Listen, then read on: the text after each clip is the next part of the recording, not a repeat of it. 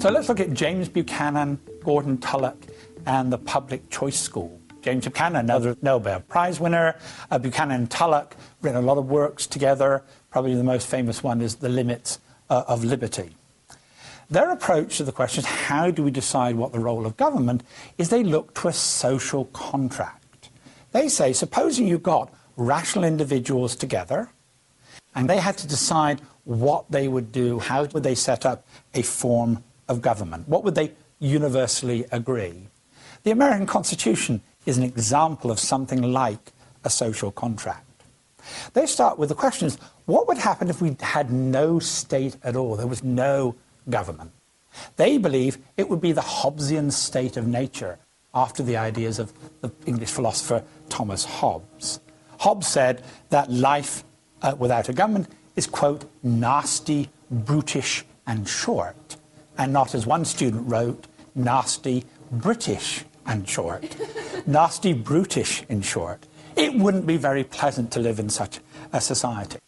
So when we don't have a government, there are three things we could do. We can produce things. We can steal other people's things, or we can spend time protecting our own things. Supposing we got together, it would be in the self-interest of everyone to create a body that would protect the things that we produce. Because if we didn't have to worry about things being stolen from us, we didn't have to worry about protecting our own property, we can spend a lot more energy producing things, we will be wealthier, we could give some of that wealth to government, which would then prevent the stealing, we wouldn't need to spend so much resources into protecting ourselves, everyone in that society would be better. So it's argued that rational individuals thinking about what sort of government they would want would agree on creating a government whose responsibility was to protect our life and property. Why should government be limited? Well, they say that when we try and understand what goes on in economics, we assume that people are motivated by their own self-interest, that they are, to use the economist language, utility maximizers. The public choice school people say, well, people behave exactly the same way in the political realm as they do in the economic realm. They're the same human beings. What their self-interest may be may not be the same. In economics, we tend to look for income and wealth to identify people's self-interest. Self-interest in the political realm may be somewhat different. So, for example, if you're a politician, your self-interest is getting elected, getting re-elected, being in public office. How do you do that? Well, you do that by promising goodies to particular groups. Vote for me, I will protect your Social Security. Vote for me, I will reduce your student loans. Vote for me, I will support your farms. So it's an investor's self-interest of politicians to promise goodies to particular groups within society. Bureaucrats, which I think is an under-researched area in terms of explaining what happens to government, it's in the interests of bureaucrats to have a bigger government. The more government there is, the more income they probably have, the more power they have, the bigger their offices there are. It's better for bureaucrats to have a bigger government than a smaller government. And for most interest groups, the way they look to government is, how can we manipulate government to work to our benefit? They are, again, to use an economic term, rent seekers. How do we get the rules written in such a way that prevents it more difficult, for example, to a competitor to enter into the market and compete with us, or makes it more difficult to import goods from abroad? So the problem for the public choice school is that most political actors have a vested interest in growing government well beyond what people agree in the social contract. So that's why they think government needs to be limited, to prevent it going well beyond what the proper role of government should be. So what should be the role of government in that context? It's often described as the public goods state, that the state under public choice has two responsibilities. The protective state, it should protect individual rights, especially our property. And it should be a productive state. It needs to provide the public goods, deal with the sorts of externalities that we've talked about before.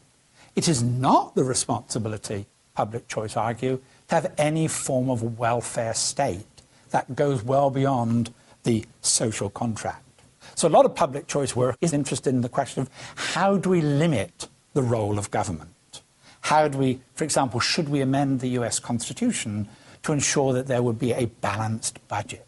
So why does government grow far beyond that which people would reasonably agree under the social contract? For example, why does the federal government of the United States do so many more things than the limited and enumerated powers that was established in the US Constitution? The Public Choice School explains this by the concept of concentrated benefits and dispersed costs. That is, the benefits of government program are concentrated in the hands of a relatively small number of people, while the costs of those programs are spread among a larger group of people. Let's take agricultural policy, for example. Agricultural subsidies, agricultural tariffs that make it difficult to import food from outside the United States. Only about 3% of the population in the United States is engaged in agriculture. The 97% were not. But when it comes to deciding agricultural policy, these 3%, they really, really care about it. It would determine who they vote for. It would determine who they campaign for. It would determine who they will give money for. They will throw cow manure over politicians who don't support these agricultural subsidies and tariffs. What about the rest of us, the 97% of us? Well, we all lose by this. We lose because we pay higher taxes to subsidize this. We lose because of the tariffs. That means we pay more for the food we buy in the supermarkets. So you would think, in a democracy, here's a policy is in the interests of 3% and against the interests of 97%. Obviously, you would think, in a democracy, the policy would fail.